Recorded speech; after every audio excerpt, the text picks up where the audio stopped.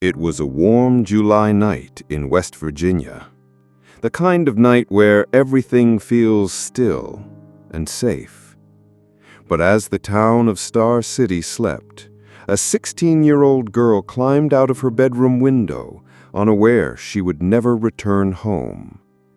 Her parents thought she was tucked in bed. Her neighbors never heard a thing. But out there, in the dark woods across the Pennsylvania border, something unspeakable was about to happen.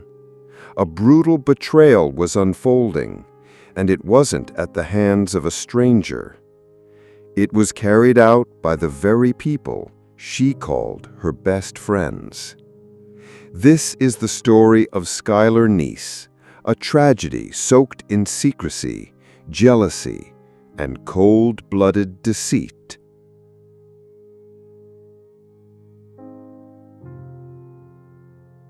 Morgantown, West Virginia, home to rolling hills, a proud university, and tight-knit families.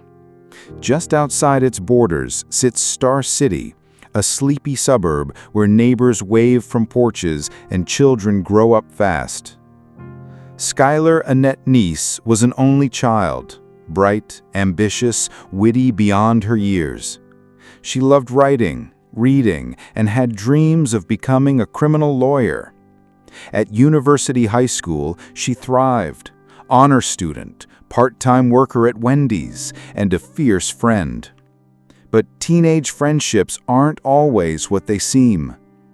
Skylar's two closest friends, Sheila Eddy and Rachel Shoaf, had been by her side since freshman year. They laughed together, partied, and shared secrets. But beneath the smiles were signs of something darker: jealousy, tension, and silent resentment. Skylar, always outspoken, started tweeting cryptic things in the months before her death.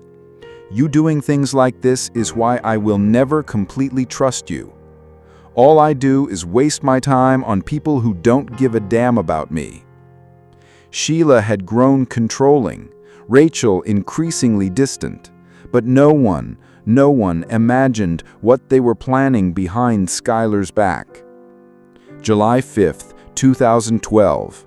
After a routine shift at Wendy's, Skylar came home, kissed her parents goodnight, and locked her bedroom door.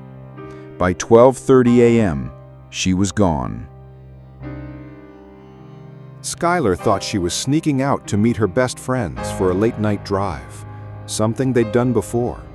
Sheila and Rachel pulled up in a silver Toyota Camry just outside her apartment complex. She hopped in the back seat. No questions. No fear.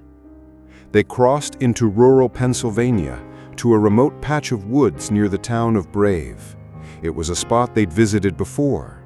Familiar, secluded, perfect for what they had planned. The girls told Skylar they were just there to smoke and hang out. She didn't know they had stashed knives under the seat. They walked together into the woods under the pale moonlight. Skylar laughing, the other two quiet, nervous. Rachel would later testify that they agreed on a signal. On the count of 3, they would stab her. Skylar bent over to grab a lighter, and that was when it began. They plunged knives into her back, chest, neck. She screamed. She tried to run, but she collapsed on the forest floor. Her last word? "Why?" They stabbed her over 50 times. When it was done, they tried to bury her with dirt and branches. Then they left, bloody, breathless, and emotionless. Skylar lay there alone in the dark. No one knew where she was, and no one would find her for 9 more months.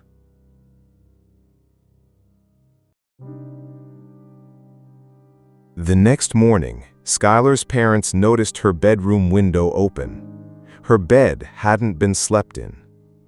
At first, police assumed she had run away, a theory the Neeses strongly rejected. She had left her phone charger, her contacts, her wallet. nothing about it added up. They filed a missing persons report, then started their own search. Posters, local TV interviews, Twitter pleas. And Sheila? She was right there, by their side, crying, posting loving messages. Quote, "Skylar, come home. I miss you." Unquote. Rachel, too. She stayed quiet, but kept up the act. Months passed, still no leads. Then came the first real clue: surveillance footage. A brainy, time-stamped video showed Skylar getting into a car at 12:30 a.m. Not dragged, not forced. She went willingly. And the car? It matched Sheila Eddy's. Detectives brought in both girls for questioning. Their stories didn't line up. They claimed they dropped Skylar off a few blocks from her house, but her phone pinged miles away, near the woods in Brave, Pennsylvania. As pressure mounted, Rachel began to unravel. On December 28, 2012, nearly 6 months later, she suffered a breakdown and was admitted to a mental health facility. Days later, she confessed to everything. She led police to the exact spot in the woods. It was winter now. The body, mostly decomposed, lay hidden under snow and brush. A team recovered the remains and confirmed through dental records it was Skylar. Sheila still denied it all, until finally, months later, she was arrested in a grocery store parking lot. Both girls were charged with murder. Rachel Shoaf pleaded guilty to second-degree murder and cooperated with authorities. She spoke through sobs in court, admitting, "We just didn't like her anymore." She was sentenced to 30 years with the possibility of parole after 10. Sheila Eddy, on the other hand, showed no remorse. Even after Rachel's confession, she posted cryptic tweets. "Always keep your cool. Wondering why it doesn't bother me like it should."